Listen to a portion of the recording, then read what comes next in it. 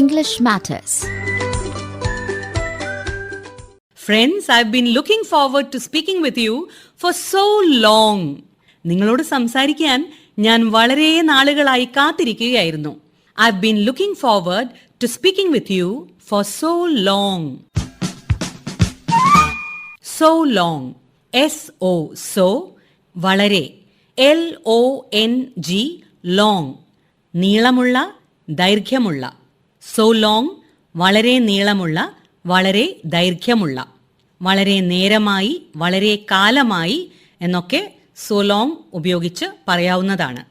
Good bye, അതായത് വിട ചൊല്ലുന്നതിന് സമാനമായ ഒരു ഇൻഫോർമൽ ഇഡിയം അഥവാ അനൗപചാരികമായ ഒരു ഭാഷാ ശൈലി കൂടിയാണ് so long. അനൗപചാരികമായി ഇതിനിടയിൽ ഈ സമയത്തിനുള്ളിൽ എന്ന അർത്ഥത്തിലും so long എന്ന ഫ്രേസ് ഉപയോഗിക്കാറുണ്ട്.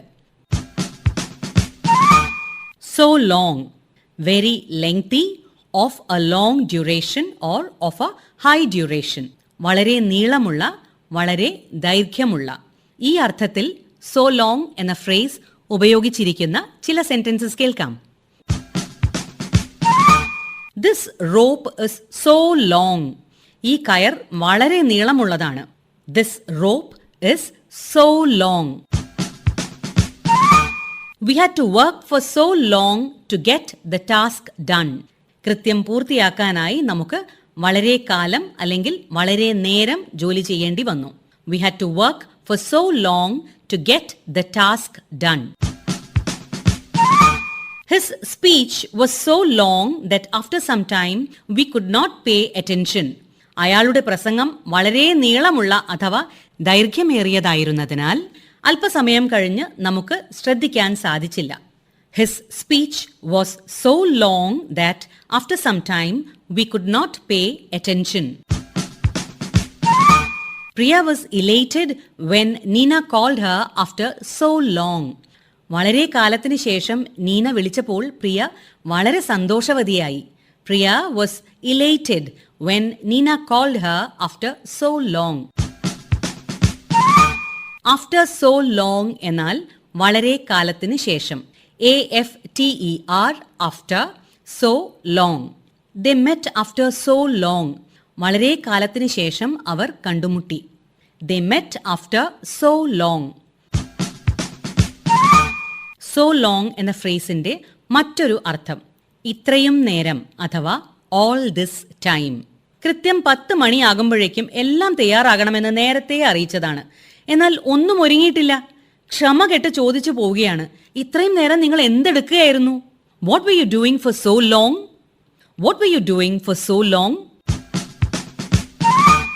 So long എന്നാൽ അതുവരെ, അത്രയും സമയം. For the time being, meanwhile, meantime. ഇത് ഒരു അനൗപചാരികമായ അഥവാ ഇൻഫോർമൽ യൂസേജ് ആണ്. Let us listen to these sentences. I will be back in a while. So long, you stay here and read this book. ഞാൻ അല്പസമയത്തിനകം തിരിച്ചെത്തും. അതുവരെ നീ ഇവിടെ ഇരുന്ന് ഈ പുസ്തകം വായിക്കൂ. I'll be back in a while. So long, you stay here and read this book. അതുവരെ, അതിനിടയിൽ എന്ന അർത്ഥത്തിലാണ് ഇവിടെ so long എന്ന ഫ്രേസ് ഉപയോഗിച്ചിട്ടുള്ളത്. എന്നാൽ മീൻ ടൈം, മീൻ വൈൽ എന്ന വാക്കുകളാണ് ഔപചാരികവും ഒന്നുകൂടി വ്യക്തവും.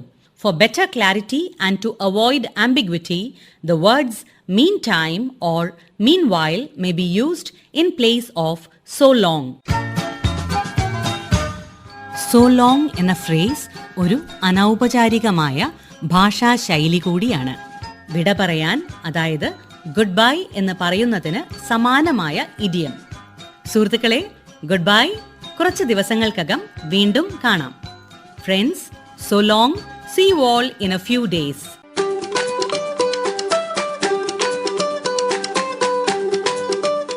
English Matters, presented by Smita Manikot.